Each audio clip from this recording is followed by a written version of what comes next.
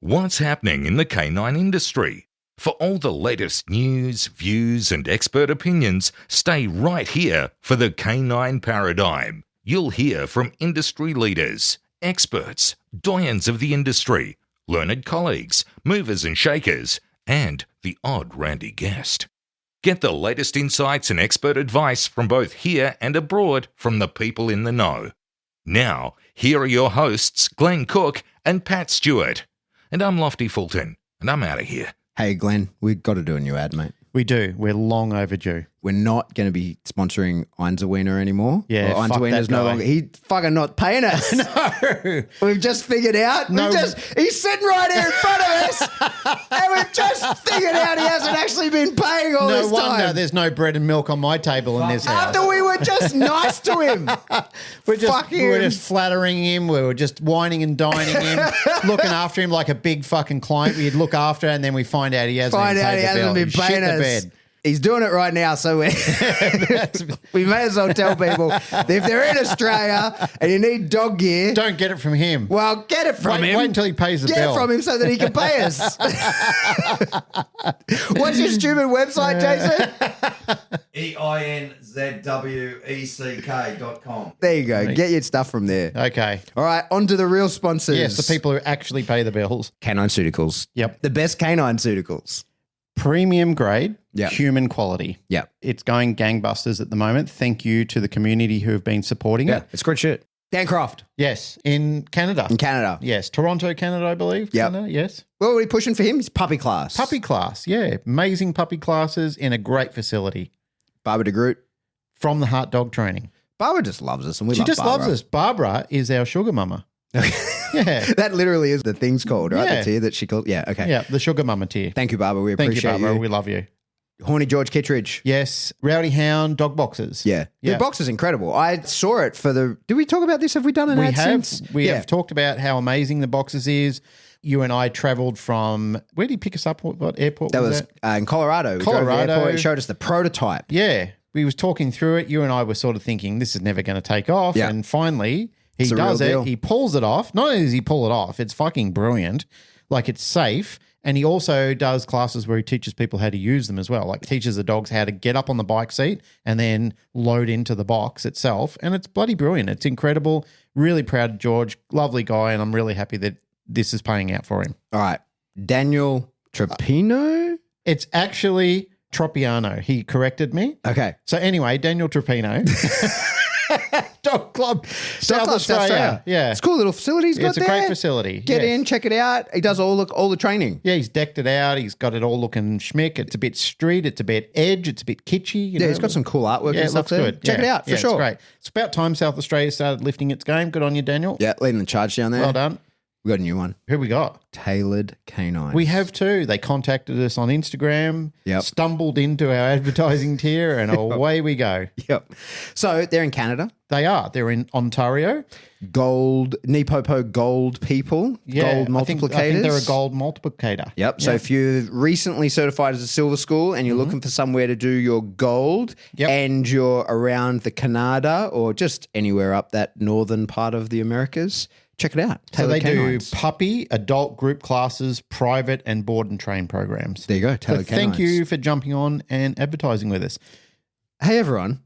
If you would like to be an advertiser, Don't do it. reach out to us. Shut up, you buffhead. So I know that on Patreon, and we appreciate people just putting money in there. That's wonderful. Yes. But we do have to limit how many people we have. And so get in contact with us. Make sure that we actually can serve you and that we actually, can provide you value as an advertiser. and that you align with our ethos as well. Of course. That's very important. That would be appreciated. To recap, our sponsors are, and the people we love because they give us a lot of money. Yes. Well, it's not a lot of money, but some money. Yeah. Einzelwick, he promises he's going to do it. I'm looking at him now. I'm looking at the reflection of him fixing Has it. that gone through yet? No, because It's still New South true. Wales has got shit phone service. Dan Croft, public classes, Yep. cool facility. Barbara de Groot, Amazing. Sugar Mama. Love her. From the Heart Dog Training. George Kittredge, Rowdy Hound dog boxes. Daniel Tropino. Dog clubs. Troppy Daniel. Dog clubs Australia. Yeah. And new to the family, tailored canines. Yeah. All the way from Ontario, Canada. So we've got 2 Canadians. That'll do advertising. Yeah, That'll do. mostly from the United States, 1 from Oz. Well done. Well played. Thank you, sirs and madam. Check them out. They support us. You Yeah. should support them. Yep. Here's a show. There's a show now. Here's a show.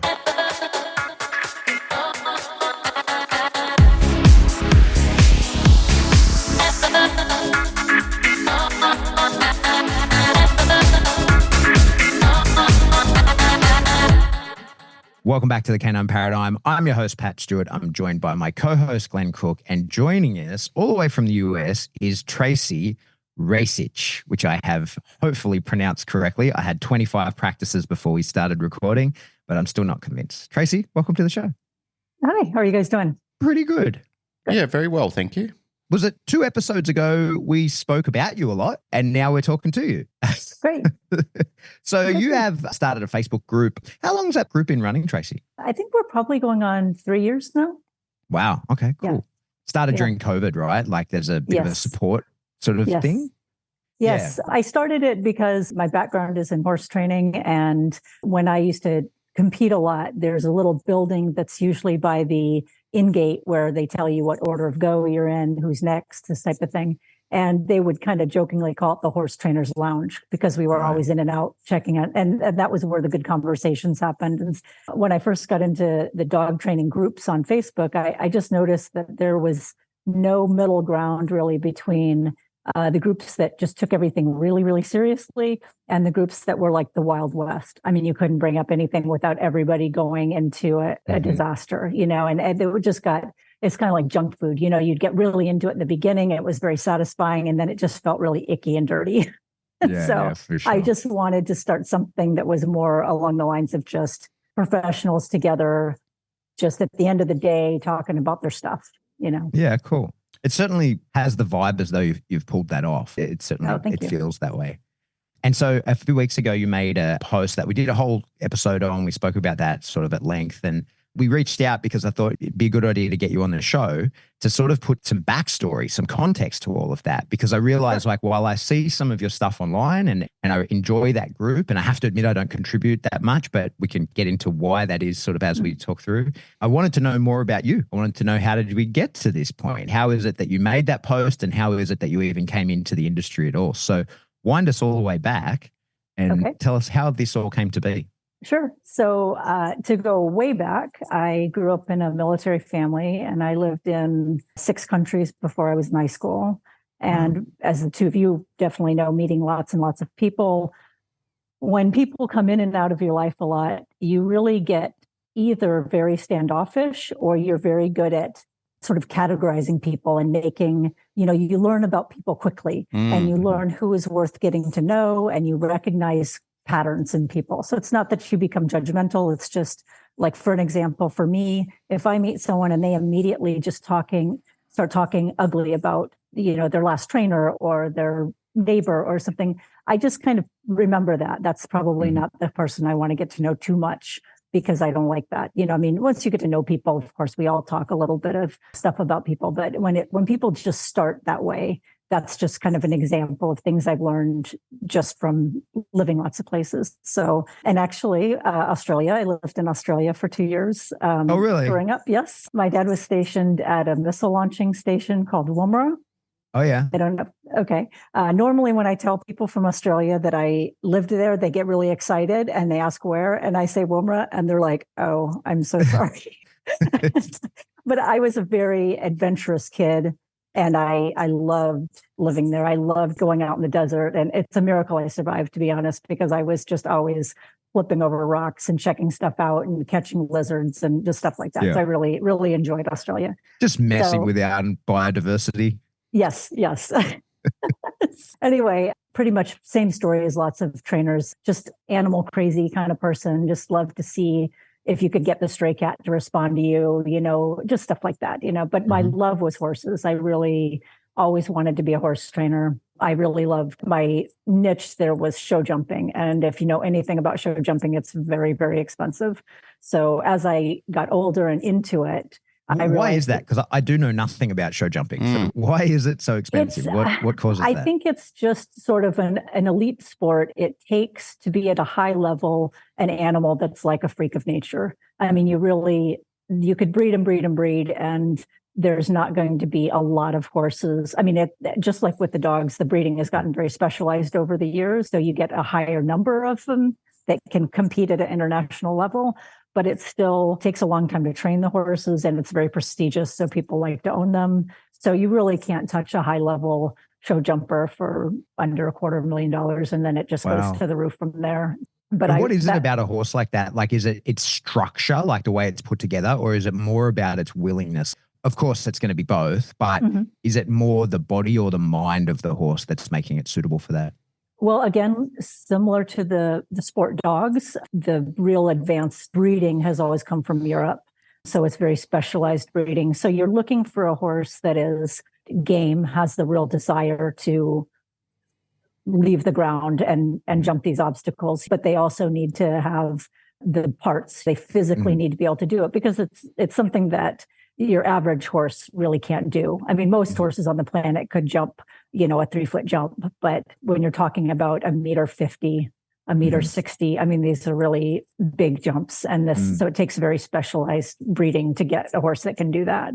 But just like anything, there's all different levels underneath it, right? Of course. So when I first got into the horses, I just learned pretty quick that if I wanted to do it, I needed to work. I needed to be a working student, or I needed to work at a farm or something like that, which I did. And again, back to learning about different groups of people, I saw that the poor kids like myself were either you were jealous and a little bitter about not having the money to get there, or you just put your head down and you worked hard and you observed everybody and you really tried to see how I can get there without the money. I tried to be that one. I tried to really learn as much as I could. I went to a 4-year university I majored in equestrian studies and business. And again, when I graduated, I noticed some people went right into horse training. They put their shingle up. Now I'm a horse trainer. And then other people just went right to apprenticeship. So I said, I want to do that. I want to go find the best barn I can work at for the most knowledgeable people. And I was kind of a slave for a couple of years. I worked for almost nothing. Groomed, cleaned stalls, tacked up, rode whatever they would give me to ride, broke colts, all the stuff that people don't want to do once they get to a certain level. And from there, I just climbed the ladder. I was a groom. I was a manager. I took care of things. Then I was an assistant trainer at a barn where I had a B string of horses to compete on. So that was really nice, because I got in the show ring a lot. I was probably at a normal horse show, I would get in the ring 20, 30, even 40 times a day. Wow. So lots of times getting in front of a judge, and to the point where it doesn't bother you at all anymore. And especially when there's no pressure on you because your horses aren't that great, the second tier horses, nobody's expecting anything from you. So if you do win, everybody's really excited. If you don't, nobody even cares. It's not a problem. Yeah, right. And then from there, I started my own business, and I had a nice business with great clients. But that is what spawned this whole idea I had when I was writing this post. Is in the horse business, and most people that train horses train competitive horses. It's not backyard horses. It's usually people that are looking to compete. And so when you go to a lot of horse shows and there's a community of trainers, one of the things one of my bosses told me is the customers are going to come and go. The trainers are always going to be there. So if you want to do business with people, if you want to learn from people, you got to get along with everybody. So there's certain things that I learned, like if a client calls you that rides with another trainer, you don't even discuss anything with that person. Your first question is, have you talked to your trainer to tell them there's a problem? And if they say no, you say, call me after you've talked to your trainer. And that's it. Otherwise, you're in danger of looking like you're poaching clients and that type of thing. So things like that I learned as a horse trainer, I feel like is missing in a lot of people that train dogs. They're not getting that mentorship of the business side of it and how to handle and have relationships with other trainers. And the other part that was different is your results are there for everybody to see. So you are winning in front of your friends. You are getting bucked off in front of your friends. You are having a bad day. You're getting yelled at by your clients. Do you know what I mean? You're going through all of the things out in the open. And so there's not a lot of hiding your abilities. I mean, some people are better than others at kind of polishing a turd, a little bit, but for the most part, there's no hiding it. Your results are there. And if you're there for a while, there's the consistency of the results are there. So that's very, very important if you want to be successful. With horses, your clients are with you for years. With the dogs, they're there for weeks or months, usually, unless you're doing sports or something like that. So again, another difference that I noticed with the dogs. I got into the dog training because I got married. My husband's a veterinarian, and we were both in the same business. He works on sport horses and sports medicine veterinarian. And when we started a family, I didn't want to be on the road all the time. I didn't want to be on the show circuit training and trying to raise kids at the same time. So I wanted to commit to the kids. So I took a few years off. We moved into a neighborhood off the farm, and I had my farm dogs with me. So I had my Australian cattle dog, and she was always with me, never on a leash. I would go running and she was with me. And after a while, just person after person was always asking, oh, how does she stay with you? Why is she so good? And I just thought, I don't know. She just likes me, I guess. I couldn't lose her if I tried. But again, you look for patterns. You see that there's a business there. And so I really started just practicing on neighbor dogs, and eventually just started charging a little here and there. And from my background with the horses, I thought, I don't know what I'm doing. I'm not going to charge people a lot of money for this. I need to be able to prove that I can do what I'm doing. And I really didn't. I mean, I had a very, very easy dog to train. Actually, this is funny. The first client I ever had that paid me by trading my business cards and my logos, they made those for me, and I trained their dog. Their dog was a border collie mix. It was a piece of cake. I felt like a genius when I was done with it because they were so happy. The dog was super easy. And then my second client were litter mate, intact English bulldogs. And it was like, it brought me right back down. I'm like, oh, I guess it's a little different with different breeds. And so then another learning lesson, lesson there about this is a little different. I'm not dealing with specifically bred animals that are always going to be, what I need them to be. So again, learning, I was going into people's homes, just dealing with the basic pulling on the leash problems and stuff like that. And, it made me a little uncomfortable sometimes when people would say, oh, you're the dog whisperer. I can't believe that's so much better. And I really wasn't doing anything very special. I just knew how to handle animals. And I always thought, boy, there's a lot of people training dogs that are getting told they're a genius, when this is not much, I'm not doing much for these dogs, and so I kind of was looking to see how I could learn a little bit more and be more than just provide results I was happier with. The clients were happy enough, especially since I wasn't charging very much. So I met a girl named Gina Pfeffer who does Schutzhund and IGP or whatever they call it now. And she was a horse trainer too before. And I got to know her. And she was doing training service dogs for veterans and doing the sport on the side. And one day she called me and she said, I've got my friend Fabian Robinson is coming from New York, and he coaches me in my at dog trials and stuff, but he's a really good pet dog trainer too. So if you want to come over, let me know. So I said, absolutely. So I called all of my clients and I said, if you want to pay for a session with this guy, come watch. I'll work the dog. He'll coach me and we'll all learn something together. And so I had a bunch of clients that did that, and we had a good time. And Fabian was really kind of life-changing for me because the first dog I handled, the owner's right there, I'm right there, and he looks at me and he goes, you have no relationship with this dog. And I'm like, oh, okay. But it kind of made me sit up, and I said, okay, this guy's going to tell me something I need to hear. And he really helped me a lot. I changed kind of everything I did with the dogs at that point. And developed, I just took from it what I could use. I wasn't trying to mimic him because I was never going to be him. Sure. But again, back to the horse world, we used to do clinics all the time. We would have our horse show association would bring in, the person that was just a medalist at the Olympics or something like that. And we would do it like that. You would ride the client horse, take a lesson with them. Then the client would ride the horse the next day and take a lesson with the same guy. And again, we'd all learn something. You're out there learning things. Nobody expected you to know everything. So to the dogs, I feel like there's a lot of people out there training dogs that through no fault of their own, because they're being reinforced by these, the clients that really don't know anything. And so you look like what do they call it? In the land of the blind, the one-eyed man is king, right? You're somebody that knows a little bit of something. And so these trainers get fed this unearned status, Yeah. and so why would they want to? If I don't know, if I hadn't had my background in the horses, if I would have been so eager. It's possible that when Fabian said I don't have a relationship with the dog, I might have just gotten offended and not shut down. So that kind of brings us up to here, where these are the conversations that we have. That's a really interesting thought process that you have. It's not something that I would have thought of doing, in that if you're going to see the expert in getting your clients to pay for the sessions, you handling the dog and doing that in front of them, upskilling yourself, the dog, and them in all in one go. And to hear you say that that's a common practice in the horse world, I'm not familiar with anybody. Nobody's ever done that with me. I've never done that with anyone in dogs. Certainly, I've referred people on, and I've been the next step in referrals to people, but I've never had it that the client handles the dogs. I've had Zoom calls where, a trainer and a client might have issues. They'll book a session with me and all three of them be there so that they can all work through it. But to look at it not just as a way to solve the problem with the dog or the animal, but to also upskill yourself, it's pretty unique. I haven't experienced much of that. When you sort of came into dogs and you noticed this, that a little bit of knowledge went a really long way with the average pet dog owner.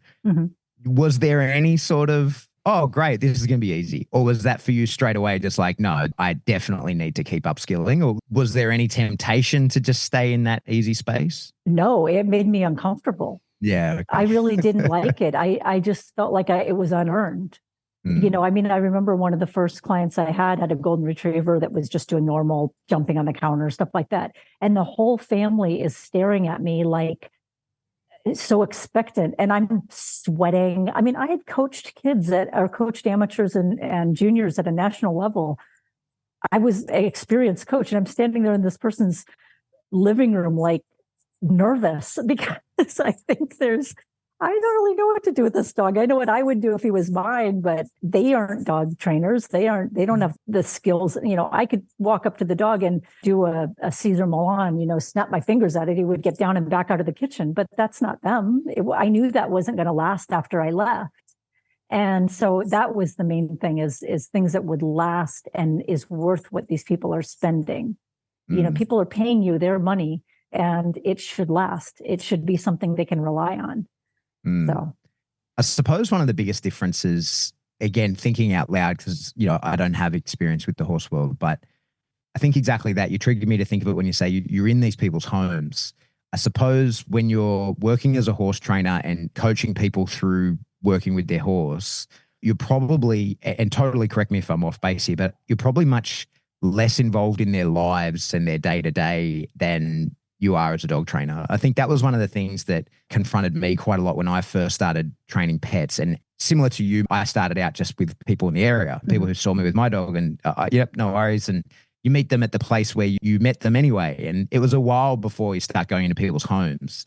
And I remember it was a long time ago, but I remember thinking like, well, this is uncomfortable. Like, I'm a stranger in this person's house, telling them that they're going to have to not just change training of the dog, but change the way they live. I remember the first time I ever told someone, like, you have to change the layout of this house. Like, that's an inappropriate place for your crate. It was a reactive dog that could see from his crate out the front window, and they lived on a reasonably busy street and that had a bike lane. And so there were constantly bikes going past. And of course the dog's losing its mind of course the dog's barking at these bikes that go past. What else is going to happen? And I was like, no, you have to change that. And they're like, oh, but that's the layout. And I remember sort of standing there thinking like, wow, I'm an interior decorator now. It's just weird. Was that confronting to you, or maybe you are more involved with people in the horse space? Yeah, actually with the horses would all live where I was training. So when I was training, I trained out of a 90-stall training facility with a bunch of other trainers, and the trainers all lived with me. The horses were more mine than theirs. I saw their horses more than they did. Because they're with you for years, you really develop a very strong relationship with them, and you're basically raising their kids when you coach the junior riders. And it is a very intimate relationship for sure. And you try to keep them at arm's length. I mean, when I was at the horse shows, the trainers and we would always say to the clients, you've got one night to have dinner with us, like other than that, we're going with the other trainers or we're having night to ourselves or something. So it is a very close thing. And I did notice with dog clients, I enjoy getting to know new people, and I didn't mind that part at all. And there were some people I know that would just keep re-upping training because I could tell they just wanted someone to walk their dog with and they wanted someone to chat with and stuff. And sometimes you got to cut loose of those types that are a little clingy. But yeah, sometimes you're a marriage counselor, sometimes you're all of those things, right? I was listening to you talking about how it took you by surprise and you felt a little guilty and a little bit, I don't want to throw words in your mouth, but a little fraudulent in when people were giving you compliments and calling you a guru and a legend and a whisperer and so forth. From my own experiences over time, I found that I too was uncomfortable when people first started saying that to me, but then I started to feel it as a narcotic. I kind of needed it and I liked it, and I liked the feeling that I was getting when people were talking to me and saying those very high-level complimentary phrases like I was a god or a guru or a whisperer or something like that. I see it a lot in the industry at the moment, and I'm sure that ticks somebody's bingo card, but I'm sure in the industry. How funny was that post? That was hilarious. By the way, how funny was that? Hilarious. I appreciated that very much. I was doing the toilet scene this morning and flicking and reading it all and laughing hysterically at some of the comments people had. There's going to be so many drunk people by the end of this episode.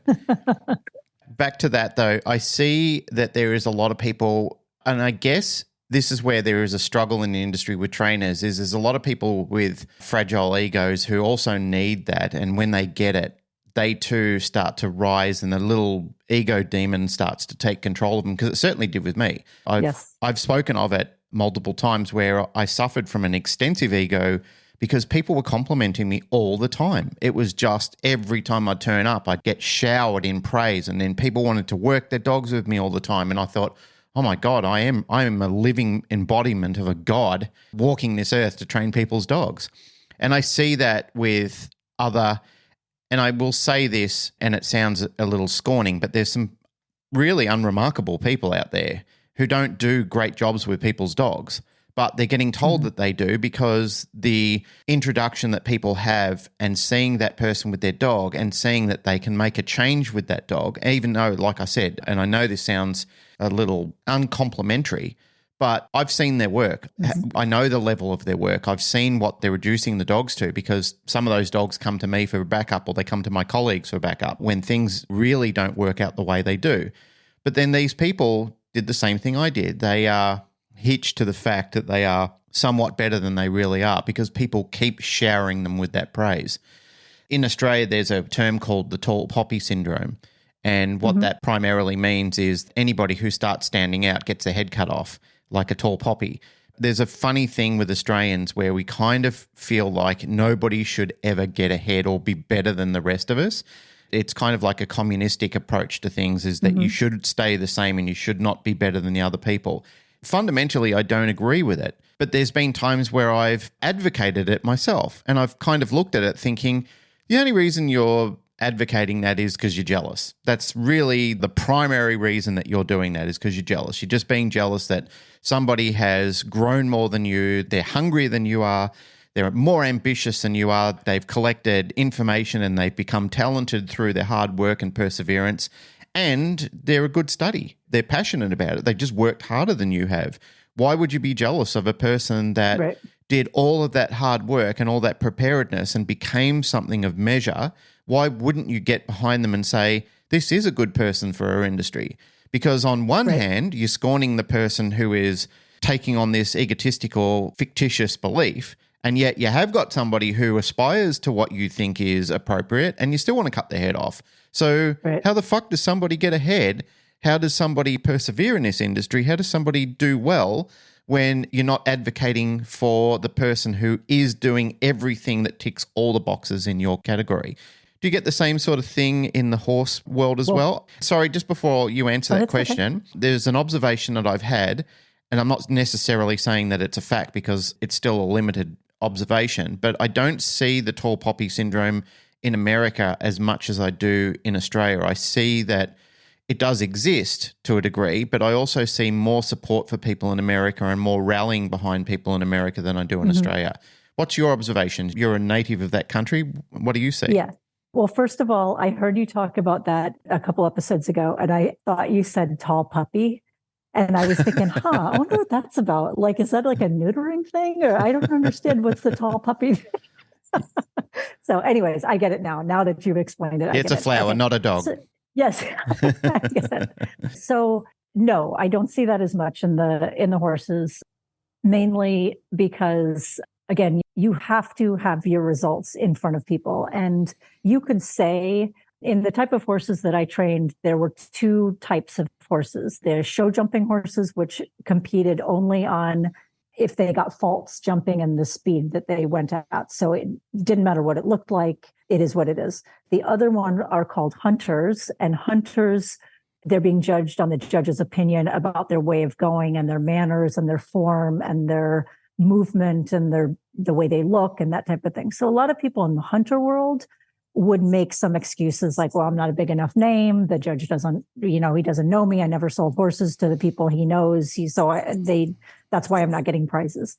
But if you horse show enough, not every judge is going to be that way. In fact, very few are going to be that way.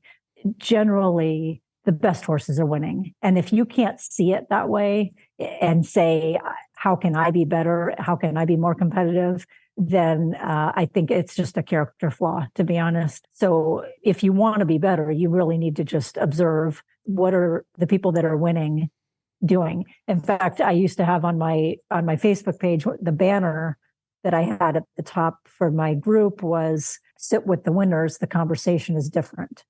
Mm-hmm. And that just means, when you pay attention to what the people that are winning are doing, they're not complaining and bad mouthing people. They're talking about real substantial things. And so when people are talking about why they're not winning and complaining about the people that are beating them or the people that have a more successful dog training business and talking trash about them, that's not what the winners are talking about generally. The people that are at a high level, they're generally, I've been fortunate enough to work with Olympians and people that have shown at the international level. And I honestly can't say I knew many that were not just very generous, nice people that were happy to share their information because they had true confidence about what they knew.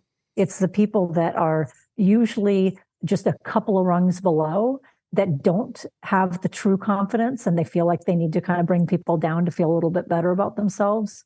And so that's kind of a trait that you notice. And of course, you see that in the Facebook groups and stuff. And I think that the people, if they knew what a red flag that was, they might not do it as much. So, but when you were talking about feeling uncomfortable with the feelings you get when people are praising you all the time, for me personally, it didn't feed my ego. It made me feel a little uncomfortable because I knew what it was like to be successful because that you are producing quality. The horse shows I competed at, the horses weren't winning by mistake. If I was winning, it was winning because I had the best horse in the class, and or the one that had the best go. So when if someone tells me, that's amazing, the dog whisperer, I generally am going to downplay it a little bit. Like, come on, it's not rocket science. You can do it too. You just don't know the information yet. You just need to learn the information and you'll be able to do it just like that too. So. This is really interesting to me because it's making me think about your post and especially the way me and Glenn discussed it in quite a different light now, actually. I hadn't really considered the idea that the average, fairly new in-home behavior mod person is getting so much smoke blown up their ass by the client and how that can affect their trajectory and what they do and where they go. And I suppose it adds some weight to the importance of being a part of the industry, I suppose, because you don't know what you don't know. And so right. I think that certainly from my own personal experience, it's probably the only lens I can really observe it through is that my initial mentors in dog training were incredible, like these exceptional trainers that I still to this day aspire to even hold a candle to. And so when you convince a dog not to jump on the counter or not to pull on the leash and someone says that you're amazing, I had a reference point and I was like, no, I'm not. But I suppose if you're not plugged in to the rest of the industry, you could genuinely believe that your skill set was much higher than it were, and really genuinely believe it and not with a sense of arrogance or delusion of grandeur or anything like that. I think that it's quite reasonable to think that someone might perceive themselves as being of a much higher skill set than they are. Especially because their skills aren't being compared directly to anyone else's skills. Yeah, they're just alone. Exactly. Yeah. And I think the biggest risk of that I see, because, at the end of the day, if you're just doing the same kind of pet dog stuff, like, sweet, if people are happy with your work, there's no issue there. But I suppose one of the problems is complacency, I guess, you know, and I certainly found a little bit of a trap for myself when I was doing a lot of pet dog stuff. I sort of began to resent pet dog owners just a little bit and their dogs a little bit as well. Not that I'm admitting to doing this, but certainly there's a lot of draw to just the quick fixes. Because, you know, like, I know how to fix this. Rather than explaining to the people how to change the lifestyle, doing the right implementation of the dog, building the bond and getting the motivation correct before you do anything else. I can see how this is actually, my mind's been going wild while you've been talking, thinking about specific individuals I can think of and who I have allocated to a category in my mind of being arrogant or shitty trainers, when in reality, the truth is they might just be ignorant rather than arrogant. They might truly have no idea where they fit into the scheme of things because they don't have a reference point against it. Mm-hmm. Yeah. The whole basis of the original post that brought this to light was about ethics. And, when we first start talking about it, it's easy to confuse ethics and morals. So if something's unethical, it has to do with the professionalism of it, and if something's immoral, it's just wrong either way. So if you are abusing a dog, hanging it by, because it got out of a down and choking it out, it's wrong whether you do that to your dog or someone's paying you to do it. Mm-hmm. But when you're talking about ethics, if you take a dog, your own dog, and it's reactive to the neighbor's dog, and every day for 2 years you walk it past and sprinkle some kibble on the floor and go back to your house, you're just wasting your time. But if you do that and someone's paying you to do that, that's unethical. You're taking someone's money for getting no results. If there's no self-reflection, and that was the one place as I was listening to your podcast when you were talking about my post, I was kind of pushing back listening to it. Because yes, it's true that the people that are horrible people that are doing really bad things, stealing money from people and intentionally, and then changing their business name and moving to another state, they are not listening to this podcast. They're not looking to be better. They're looking to make money quickly. But I think that you can be unethical without knowing it. I think there are plenty of people that have the best intentions and they love training and they really want to help people, but they are not taking a clear look at what they are providing for what people are paying for. And so we see this with my Facebook group. We do want to be a supportive group for trainers to come and talk and discuss things, but that doesn't mean that you respond to every question someone has with "you go girl." We all feel like that sometimes. If you're taking the clients and you are physically ill the night before go home sessions every single time, that's not imposter syndrome. That's not anything other than you should not be taking money for training those dogs. If you're getting shaky results, if your clients are always upset, if you always are nervous, it doesn't matter how much you love doing it. You shouldn't be taking money. You need to be, and if the best you can do is introducing puppy lessons or guiding people or doing really low-level things, there is this place for you in the industry. And it's a really important place because people like yourself, you're not going to want to do those baby puppy classes. You're doing bigger things, and so there's a place for people like that. And, back to the horse world comparison, when you first get started in the horse business, you ride, made up horses. You're not training baby horses. You're giving lessons to kids that just started riding. You're doing very easy things that the bigger trainers don't want to do, but there's a place for you. You can climb the ladder that way. But I think just like with training dogs, your foundation level needs to be flawless. And if you never get beyond the foundation level, there's still a place for you in the industry. But you need to take each step and get the best you can be at that thing. And then you can be the best you can be at the next level. But I think people are skipping to the top of the ladder at 50%. And then what's the client have when they're done? The client has 25%, maybe, if they're lucky. And now because somebody's already paid for it, it's gone. They already kind of forgot about it. And now the client is left without money in their bank account and they've wasted time, So I don't know what your thoughts are on that, if it sounds a little harsh. I'm enjoying this a lot, Tracy. You're really making me think because I think I misinterpreted some of your posts, I think. And now that's why we've got you on. I know that when we discuss things with people, like I can only imagine what it would be like if the post I made was being torn apart by, or not torn apart, No, but discussed by people, and there's no way to interject. You're stuck in your car kicking the dashboard over it. But now talking to you, I'm thinking, because I kind of think in opposites a little bit, in that I get more frustrated at trainers in the industry that won't grow. That's my biggest bugbear. I've had people come to 4 and 5 seminars of mine and not still feel like they're ready to own a Malinois. You know what I mean? And then I get a phone call from some guy who says, hey man, I watched John Wick last week and I bought a Malinois and now I need your help with it. And they turn out great. And, I put myself into that category. I was in the army, saw a military working dog. I was like, I'm buying one of these. And then was like, oh shit, I don't know what to do. And so sometimes that turns out pretty good. And my bugbear is less about I guess it's because it's what I see more of. I think that because I coach a lot of people that I'm like, come on, you're ready. Like you need to do more. And they hear people like us and they read posts like yours and they hear these complaints about people moving too quickly or not being competent, and they're afraid of being that. There's big name dog trainers that put up like vague booking posts that's just designed to sell stuff. And every time they do that, it hits me in the heart and I think, fuck, they're talking about me without a doubt. Like this is totally targeted at me. And maybe it is, I don't know.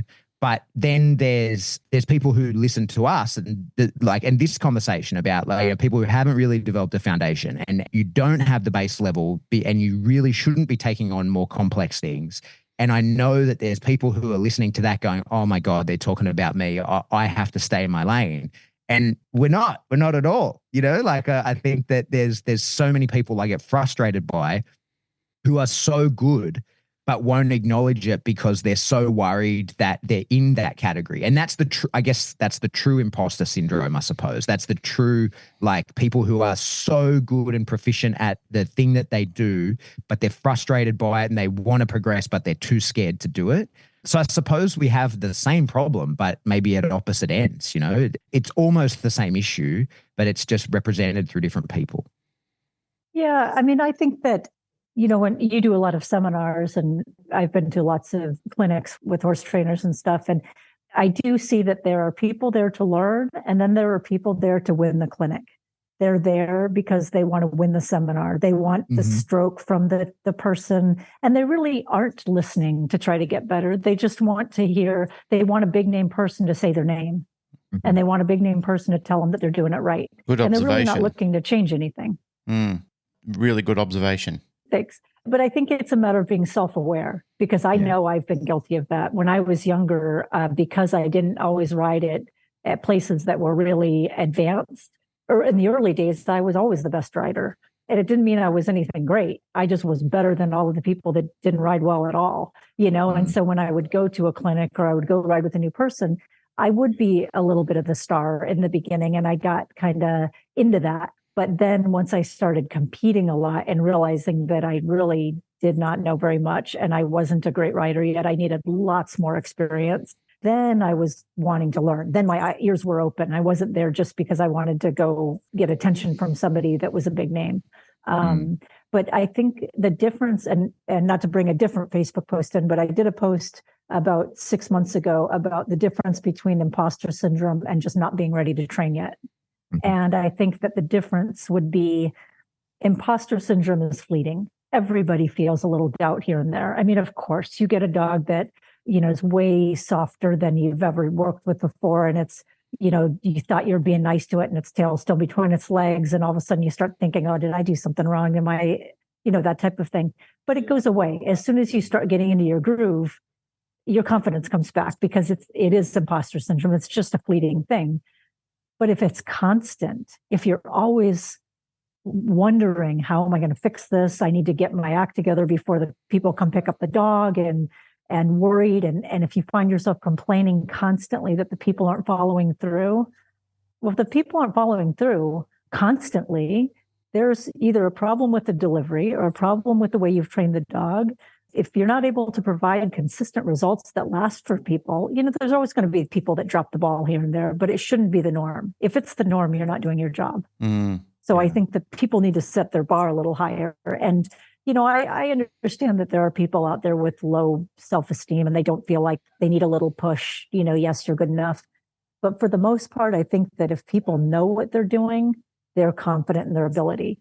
They don't need somebody to nurse them along. And if you're still in that place, you need to go apprentice with somebody that's going to help you, so you will learn real confidence, because people are not paying you to learn on the job. They're not paying you to gain their confidence with their dog, because their dog is their one dog. We've got hundreds of dogs, but their dog is their only dog. So we need to do the best we can for that individual. Some good points, Tracy. Some very good points. There's a lot that happened since that post. And incredibly, because I manage the Instagram account for the Canine Paradigm, I get to see a lot of the messages. People are having conversations with me about the show through that portal. It was incredible how many people were sending me messages about it, saying that post, that episode you guys did, all of that really got me thinking and got me feeling that I need to do more, but it also got me out of a rut that I'm in. It kind of created a call to action where people were reaching out. We were having some good back and forth over it. What I gleaned from that was people felt that they were unworthy, that they weren't helping. They were basically a bit of a false prophet. However, they did a bit of a reanalysis on their entire holistic program that they were offering and realized their deficit in where they needed to pick their act up or really needed to look into further education. But they also realized that they were worthy and they were helping, and that people were coming back to them and saying, it is making a difference. It's making my life easier. Right. And there's a good phrase that says, action speaks louder than words. There's a lot of times where people make incredulous claims, like they get on social media and they make these outrageous and incredulous claims, like they really puff themselves up and sell themselves. And that's part of marketing. You know, that's part of rising above and being noticed and making people want to come to your platform and buy your product or be tipped into your funnel. However, some of those people, they don't really care. As you said, as we know, you know, I've seen evidence over that of 3 decades in this field. There's been so many people who have come in and gone out just as fast. And there's people that last. There's people that really do care. And there's other people that leave because they care so much that they do burn out fast. And they're hit in the feels hard and they never feel like they're making a difference. They never feel like they're worthy. Yet they're some of the most worthy people I've ever known. It's just that they feel things so much that it really hits them hard and it really has a massive impact on them. We were talking before, there's some incredible trainers out there, really people who have risen above. They've got big names, and some of those people are absolutely fantastic trainers, but they're fucking horrible people. And it kind of sits in a camp of great trainer, horrible person, average trainer, great person, great trainer, great person. It's hard to find that last category sometimes, because sometimes the desire to be a great trainer means that it seeps into your personality and the type of person you are. I mean, there's been some people that I've just marveled at their work and I've just thought, you're a magician, you're magical. The things that you can do are just way above what I've seen. But spend 5 minutes with that person and realize they're an empty shell. Like they've got nothing. They've literally hollowed out every part of their life to become who they were. It's kind of like making a deal with the devil where you just say, I need to be this most amazing person, but your soul is gone. You're a horrible shell of a person. And a good mentor for me is not just that fictitious person. Like I want the entire deal. I want to know that I'm being coached by somebody who really gives a damn, but is a good person at the end of the day. Like everything is in it. Like the entire investment is in this program. And the reason I say that is because I was in fear of becoming that person that I was describing before. You know, like I was doing things well that people were happy about, but I didn't really want to spend time with people. I just wanted to get their money and literally vanish on to the next prospect. And that's because I was attracted to that type of person at the beginning, but now I'm not. Now I've done a 180 about it. Now I want the entire deal. I want my cake and eat it, as well, as far as I want to know how to do it well, but I also want to know that this person is a good person at the end of the day. That when I have a conversation about them, they're not that person that we described before that is just tearing other people down, or they disappear into the sunset as soon as they've got your cash. What's their family life like? You know, like how do the people around them relate to them? What are they like with their own dogs? That all matters to me now. Like that really does matter. Larry Crone was having a good talk about this. Some of the people in the industry who are really cannibalizing each other. And Pat and I have been speaking frequently about this over the last couple of weeks, because there are people in this industry who go to training to actually look at what the trainers are doing and to have conversations, as you said, with those horse people, the winner's circle, where they're all looking around and they're looking at the prospect of, how do we make this better? What are those small increments? What are the tweaks that we need to do to make the work better, to make this more meaningful for the dog and the handler and the team? How do we improve on this? And there are other people who are basically circling the wagons, and their sport is destroying other people. That's what they're doing. And that's what this industry needs less of. I'm making a call to action to trainers out there and people out there who listen to this podcast. If you're in the latter circle, if you're in that group of people who are sitting around destroying other people, and you're a new trainer and you're being invested into that, really have a think about what you're doing and what it means to your future, because you will become a pariah at one stage. Some of these people have the energy to go forward and to take their dirty act on the road and do well with it, because that's the type of person they are. But you may not. Like, that may be the end for you, and all doors will close in your face after that. And I've seen that so many times, where good people who would have started out well, if only they went to the other group and sat around and watched the work and got invested in that, that would have really carved out their future, instead of being with those malicious, horrible people that they don't care about you. All they want is they just want to recruit another group of haters into their hateful group and keep spewing more hateful lava over everybody else. Please, for the love of God, please don't align yourself with that group. Get into this organization. Stay with the people who are working. Stay with the good people. This really means something for the longevity of this entire industry. Really good points you're making. And, after when I first saw that you guys had picked up my post and were talking about it, my first thought was, wow, that's pretty cool. And after that, I thought, oh, well, I guess they're probably going to wonder what's the solution? I'm just throwing out a bunch of points there. Or is there any point to the whole thing? And, I think the answer to all of this, fixing the problem of ethics, would be community, good community. And it is real, there's junk food and health food when it comes to how you interact with other trainers. And the junk food is talking trash about people and being nasty, and the customer is the enemy, and making money, and all of those kind of icky things that get a reaction right away. Those are the short-term, quick response things that people feed off of.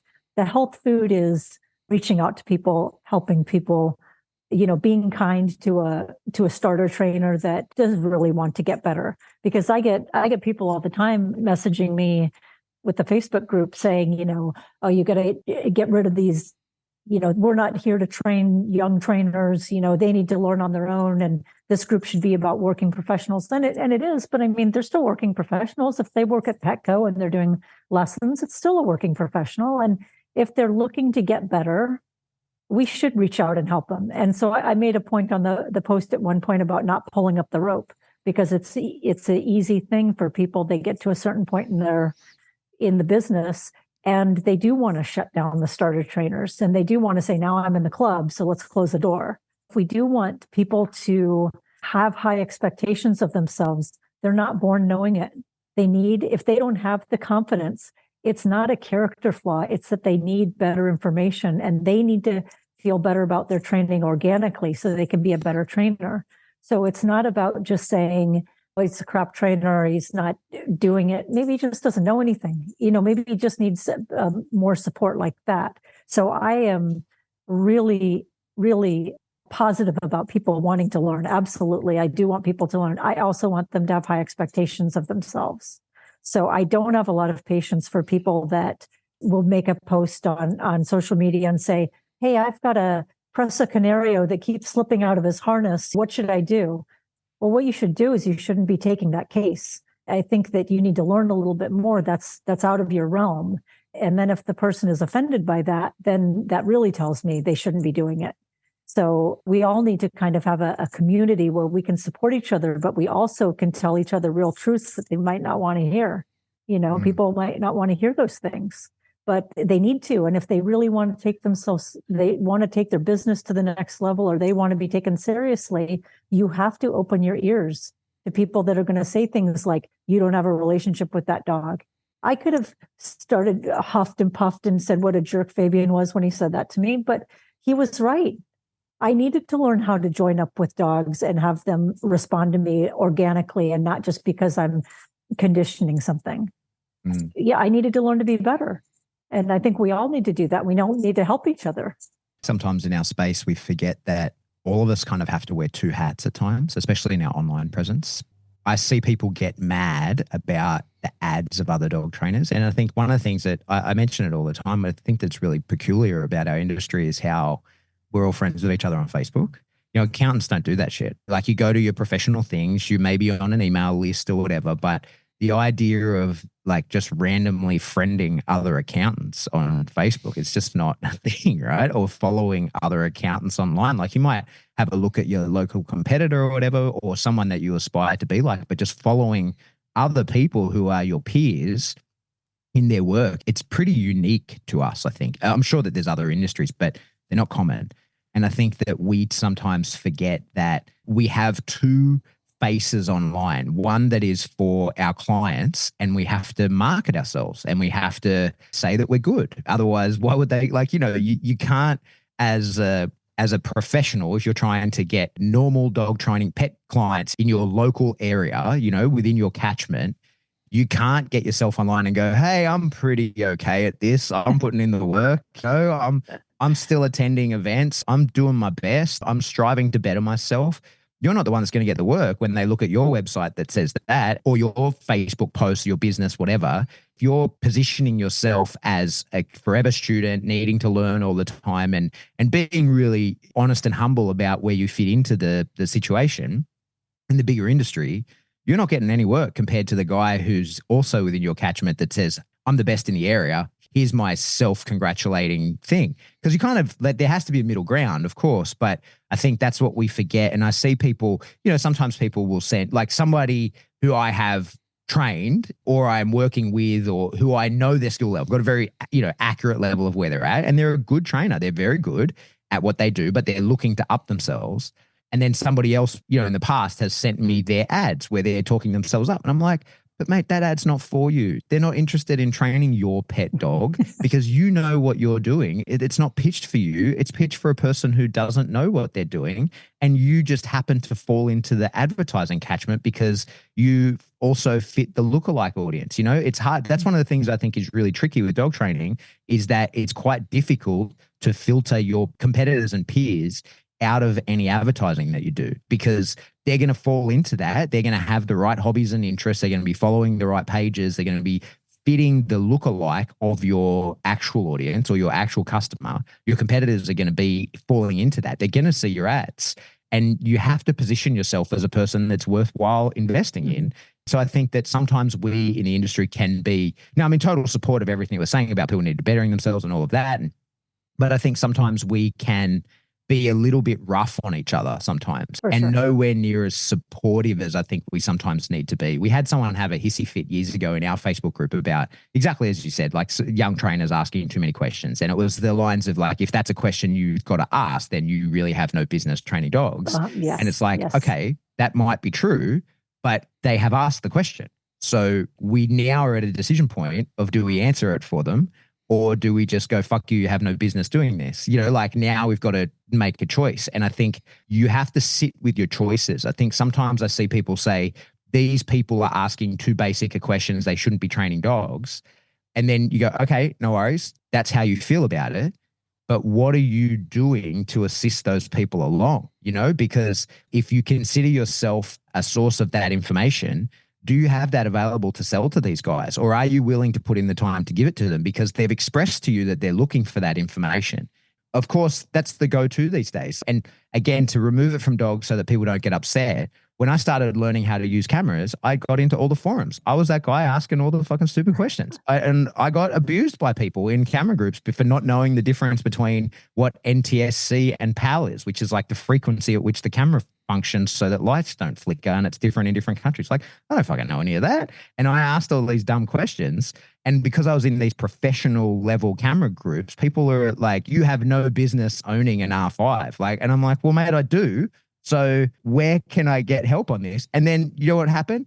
The guy PM me and said, hey man, I got a course on that whole camera. If you like, it's $6. And I was like, here it is. Here's my $6 on how to set up that camera, because I'm looking for the answers. I'm not looking to get abused for not knowing it. And I think that's where we kind of fall into with dogs a little bit, is that we just get mad at people without going, if they're asking, they're looking for the answer. Right. But the difference is you weren't going on those forums and saying, hey, listen, I just got booked to photograph a wedding at sunset. Can someone tell me how I go about doing that and what lenses I should use?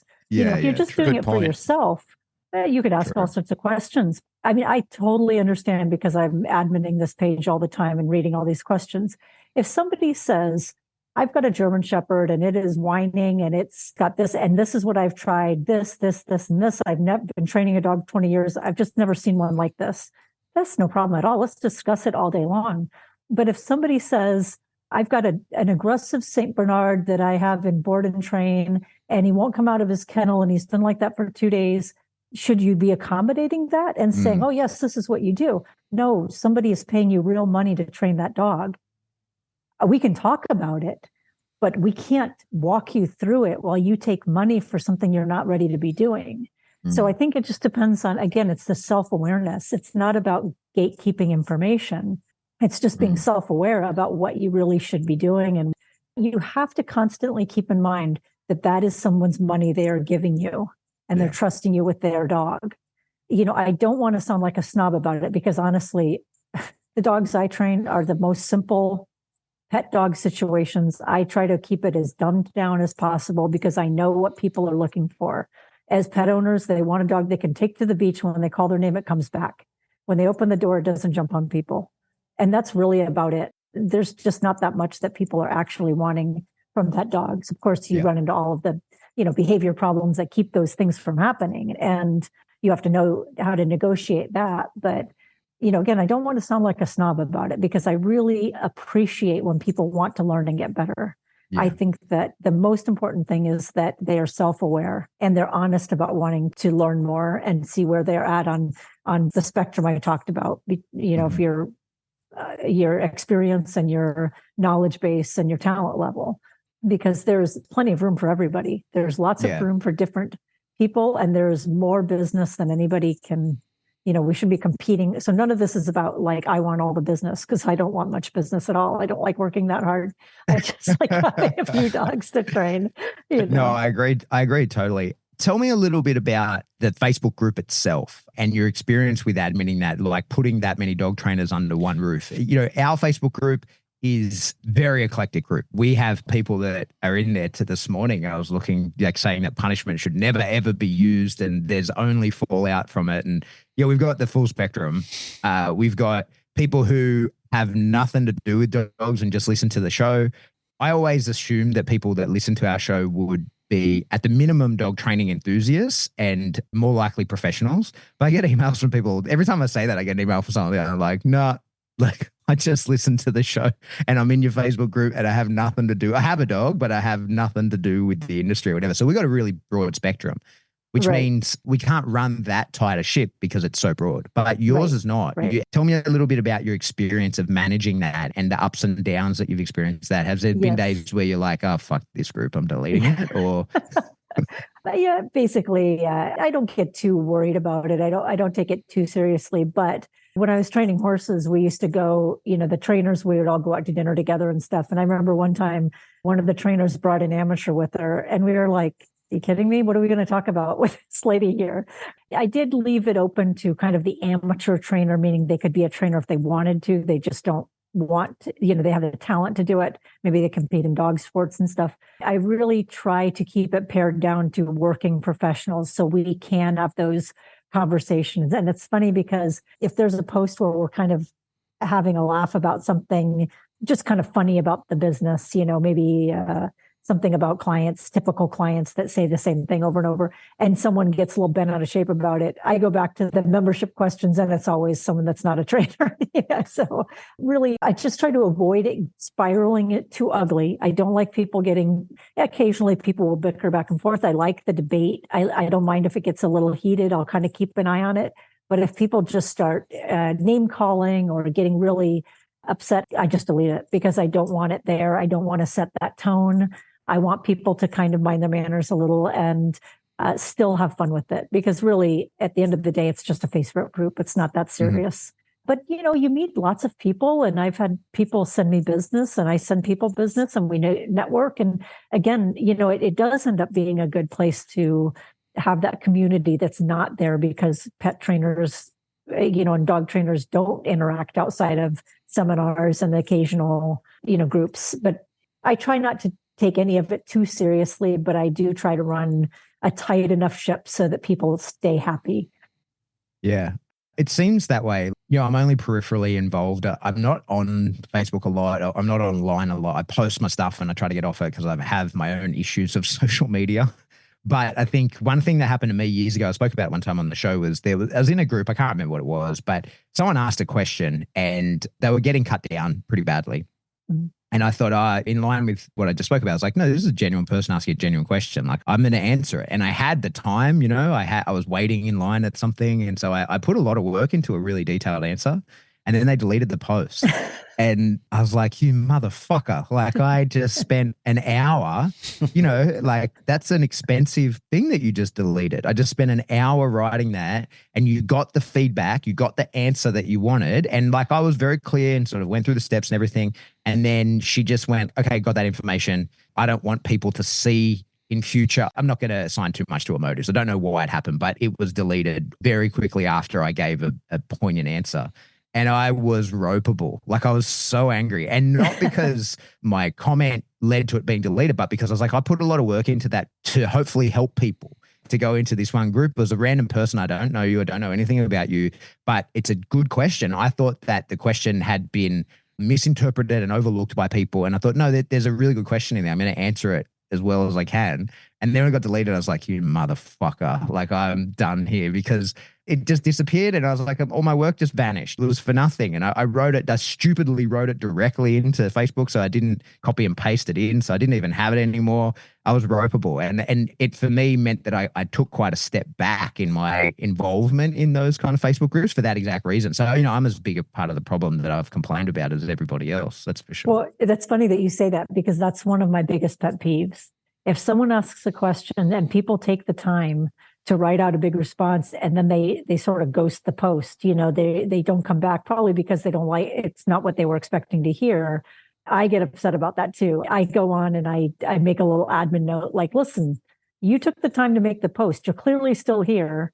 At least have the courtesy of responding, because these are people that's their information is valuable. And you would normally, what would you get paid an hour for that information? You took that time out to write it out. I think it's really rude just not even respond, or you get like a K thanks, afterwards. Yeah, good. I mean, really good. Exactly. I totally agree with you there. And it's not like I would need feedback. I'm happy with someone just to acknowledge that they saw it, just be like, got it. You know what I mean? I don't need to be thanked or anything. It was more that it just got deleted, and I was like, oh. Anyway. Yeah, there's another point on that too. I think that when people do respond to some of these posts and they do put good work in, another form of support would be actually liking the post sometimes, just to support and throw some weight about it. There's similar times where I've seen a post that somebody's put up and I've thought, I'm going to put some thought into that because it's a good post. I like the tempo of it and I'd like to respond to it, but I'd like to think on it a little bit. And then when I get up in the morning, it's gone through the US and there's been some good traction on some of the posts already, and the answer's already been there. So I kind of resigned myself to the fact of, what am I going to add to this? Because I already agree with some of the key stakeholders that have already responded to this. All I'm going to do is like their post, because now if I add to it, all it does is look like I'm trying to compete with those people. Where I have responded to some of those posts and said, I really appreciate what you said. I'm aligned with everything. I was thinking on that last night, and I thought that was a really good response to the person's question. Now, it doesn't mean that I do that a lot, because a lot of the times now I just press like I read through them and I say, yeah, that's good. I like what that person did. I'm going to throw my support behind that response because I really think it's good. So I feel that sometimes when I read some of the responses, they're repeating themselves over and over again by different people. And I kind of think, did you do that just because you did what Pat did, wrote a huge response out and felt like, oh, I'm committed to this now, I want to throw it up? Or are you just making your name out there? So you just want people to see, hey, I'm here, I'm relevant, and this is what I do. And either way, you know, like there's no real harm to it, but sometimes I just feel like it's been answered and yours is so parallel to what this is already doing it. Maybe just support the other person and say, hey, I like what you said. Right. We're aligned with our thinking. It's good. Here's a like and here's a thumbs up for me to say, like, I love what you're doing. Your work looks good. And maybe even I learned something from it as well. Right. No, and that's really a kind way to look at it too, because supporting people, I always say the way you know that you have a good training video out on a dog page is that no one said anything. Because I see that all the time. People will just, it's obvious they just want to, you know, I do it too. You just want feedback or you want people to see that what you're doing or whatever. And then I see people post and nobody even likes it once. And I'm like, well, it's solid video. Like, just like it, you know, show some appreciation. You don't need to comment or say that you would change this or whatever, but just a little acknowledgement that you saw it. But I agree with that too. Tracy, I've watched the sun go down behind you just there. We're probably running out of time. Tell me, where do you see the industry headed? What do you project for us all in the next 5 years? Well, good question. I think we've all, you know, I don't want to get into the subject of regulating the industry or anything like that, but I think if we don't get a handle on our community and getting people doing things the right way, we really could have that offered up for us if we don't tighten up a little bit. Agree. Especially with these, there's been a lot of posts out about these dog trainers that are abusive and they make the news. And that's not far from every dog trainer. It's very rare, but when that happens, it's out there. And things like, you know, a conversation we have a lot on the Facebook group is if you give free evaluations or something like that, you know, those are something we talk about a lot. And I always say, if you're not willing to take a dog and work it in front of the people just during the evaluation, a lot of people say, I won't even touch the dog until they've paid me. But we're going to have to get a little bit more free with that, letting people see you work, show them your kennels, or the dog is going to stay, other dogs you've trained. And lots of people say, oh, I don't want to tell anybody anything until you can't give your information away. Well, yeah, you can. If you're okay with it, if you're confident about what you know, you can tell people, give them a little bit of something so they can see what you're all about instead of this giant leap of faith, leaving their dog with you. And if we don't do that, we are going to be looking down the barrel of some tight regulation, and it's not going to be the people that we want regulating us. I promise you, it's not working dog trainers that will be making those. Well said. Those choices. And totally agree. Entirely. Yeah.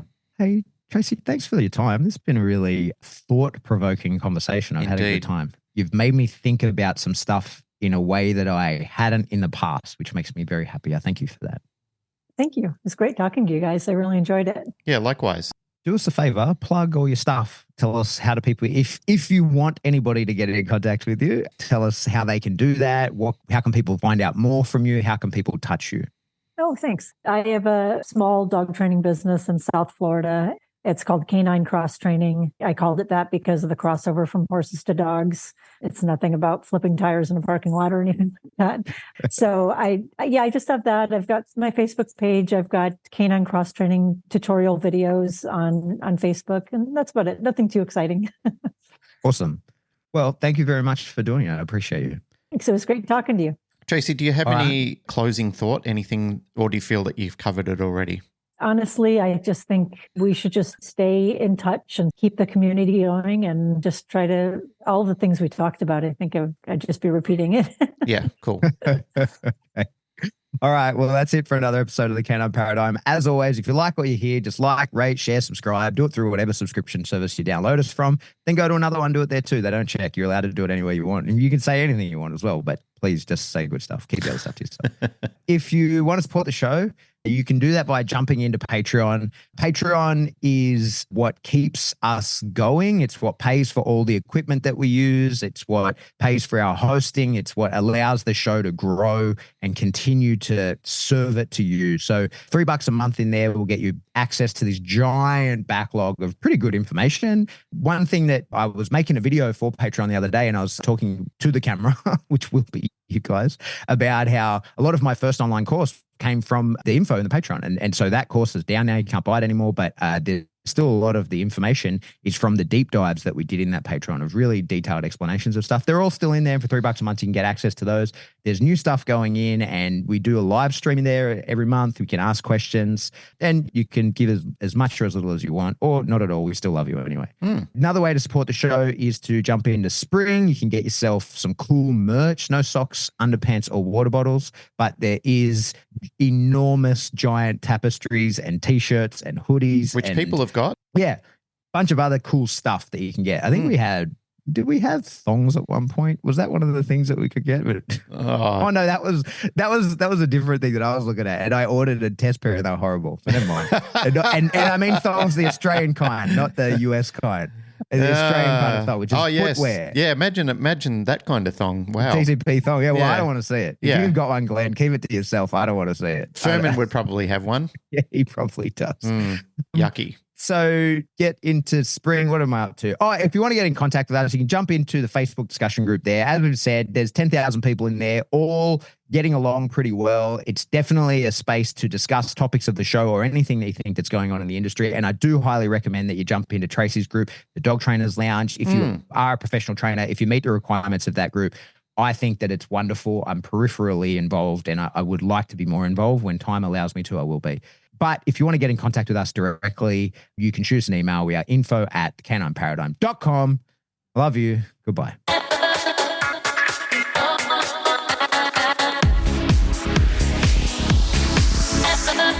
Guys, that was fun.